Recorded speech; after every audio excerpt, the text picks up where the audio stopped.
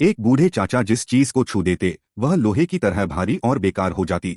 उन्होंने एक दिन मिट्टी का घड़ा उठाया और वह अचानक काला पड़कर टूट गया। पेड़ की डाल पकड़ी तो वह सूखकर गिर गई। गांव वाले डरने लगे। सब कहने लगे यह बूढ़ा अपशकुन है, जहाँ जाता है बर्बादी साथ ले जाता है। धीरे धीरे लोगों ने उनसे दूरी बना ली, यहाँ तक कि उनके अपने बेटे ने भी कहा, पिताजी अब आप इस घर में मत रहिए, आपकी वजह से सब बर्बाद हो रहा है। यह सुनकर बूढ़े चाचा चुपचाप गांव छोड़कर जंगल की तरफ निकल पड़े। रात हो चुकी थी। थके हुए वह एक नदी किनारे बैठकर रोने लगे। तभी अचानक पीछे से आवाज आई, जिस शक्ति से लोग डरते हैं वही किसी की किस्मत भी बदल सकती है। उन्होंने मुड़कर देखा, सफेद कपड़ों में एक साधु खड़े थे। उन्होंने कहा, अब तक तुम डर के साथ जीते रहे, आज से लोगों की भलाई के लिए अपने हाथों का इस्तेमाल करो। इतना कहकर साधु ने उनके सिर पर हाथ रखा और गायब हो गए। थोड़ी दूर पर एक घायल पक्षी पड़ा था। उन्होंने डरते डरते उसके पास जाकर उसे छू लिया, लेकिन इस बार चमत्कार हो गया। पक्षी के टूटे पंख ठीक हो गए और वह उड़ गया। वह समझ गए कि उनकी शक्ति बदल चुकी है।